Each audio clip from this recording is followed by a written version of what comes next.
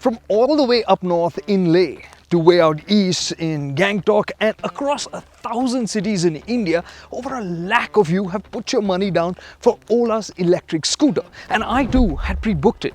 But when it came to putting 20,000 rupees down for booking one, I wanted to do this first. I'm getting my opportunity, but let me tell you that this is a very brief experience. We've got an hour or so with the Ola electric scooter, and this is within a closed area. So we won't really be talking about range and real world conditions, although this is pretty real in many ways.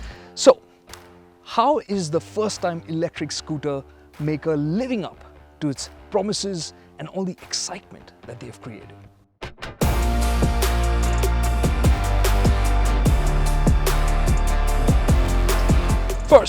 First impressions. Now, when you see the Ola electric scooter come towards you, you'll find that it looks a bit narrow because it does taper off to the top, but it has cool design details like this headlamp with the twin LEDs inside. But the part that I really love is this front suspension. You can see that it's a single shock up front. The suspension looks beefy and sturdy, and it has a cool multi-link setup to anchor it all.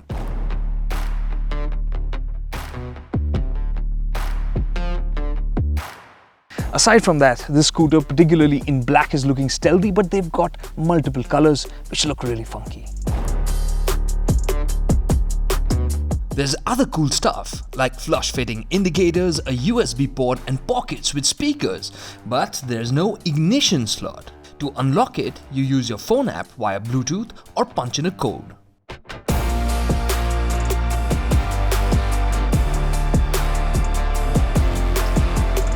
Of course, it has a touchscreen as your cockpit, and this is bright, so you can see it in sunlight. It's also got navigation built in with Map My India. You can pair your phone, so you can control your phone's music as well.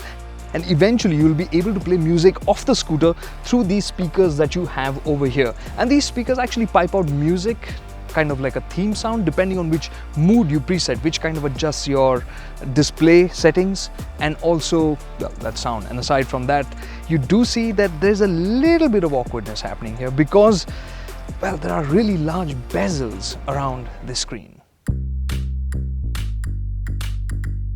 The many switches look a bit chunky and are a bit rubbery. There are buttons for the indicators, but these aren't self-cancelling. But other things are better planned. The design also packs in a lot of promise because the batteries sit low down here, and you can look at the rear wheel, it's pushed all the way out. This suggests something in terms of what the motorcycle scooter is going to feel like to ride. And if I have to give you a clue, you can look at the rear. It's quite tidy, isn't it? And talking about details, you can see that here is the flap for the charging port, and it is a proprietary plug that Ola is using. What I would like to point out though is that this isn't lockable, unlike the seat, which has to be unlocked using the touchpad here. And talking about some of the other details, you can see that the quality of these grab rails does feel a bit flimsy. Shut lines and paint finishes could be better too, although the matte effect was very good. But it's a scooter, let's focus.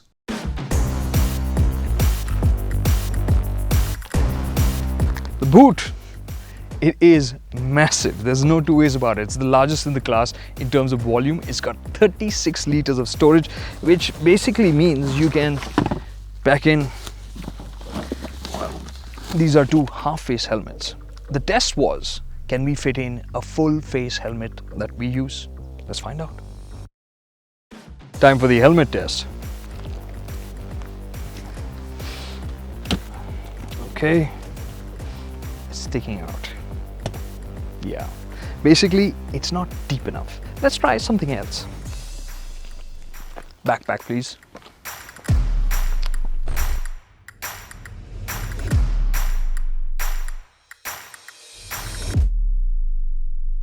Okay, so it can't take a full face helmet, but it can swallow an entire backpack, which is pretty handy actually. And talking about practicality, You can see that the floorboard has a spine, which means keeping luggage isn't going to be easy, but once you do, the good thing is you still have space to squeeze your feet under the suitcase or the backpack that you may be carrying. And talking about practicality, the seat height is not the lowest in the class, but getting your feet down means just scooting forward a little bit. The good thing is that the weight sitting low, managing this isn't going to be a problem. The wide and long seat is friendly even for a pillion.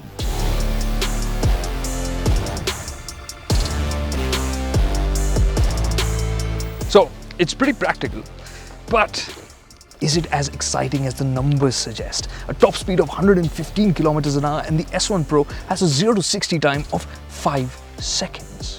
Very promising.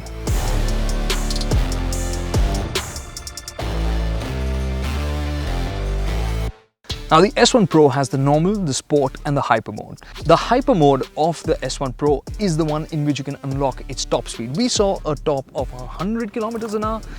If we had more space, I'm sure we could have tested that claim thoroughly. But right now, getting to 100, it felt sprightly, it was fun. But was it as exciting as, let's say, the Ather's warp mode? Well, not quite. Unlike the Ather that explodes off the line, the Ola builds speed once it gets going.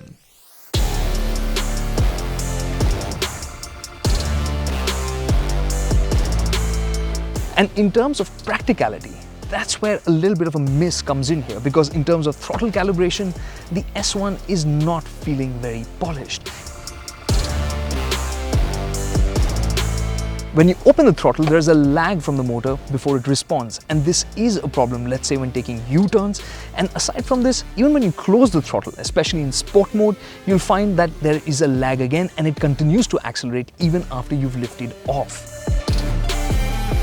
Aside from this, the calibration of the modes itself is a bit lacking. The normal mode should have been apt for the city, but it just feels very dull when you open the throttle initially, which means you end up switching to sport mode, and that's where that on-off throttle response, its sharpness becomes all the more apparent. And aside from this, today on our ride here, the systems didn't respond quite well, even within the 20 kilometers that we rode in terms of longevity, because without any warning, it cut down the power that it was delivering. So even in hyper mode, I was crawling.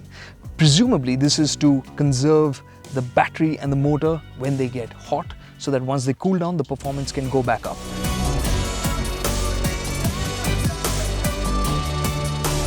The 3-year battery warranty sounds good, but there's no confirmation on the IP rating for the batteries or the motor. Now Ola says these issues will be fixed before the S1 and the S1 Pro come to you via over-the-air updates.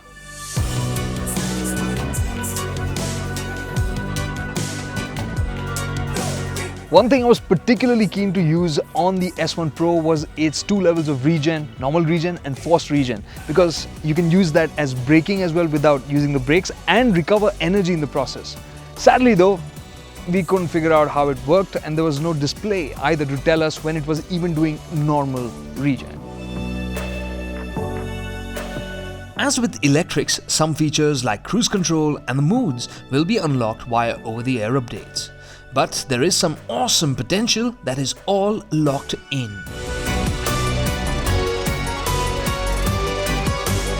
What really impressed with the S1 Pro was its chassis. Now this does feel quite precise, it feels fun, it just needed the engine and the drive to really support it. It could also do with a little bit more sophistication in the way it rides, but as is, it soaks up rough surfaces really very well, way better than I would have expected, especially at the front, which just doesn't let you feel the shocks when you go over big bad bumps.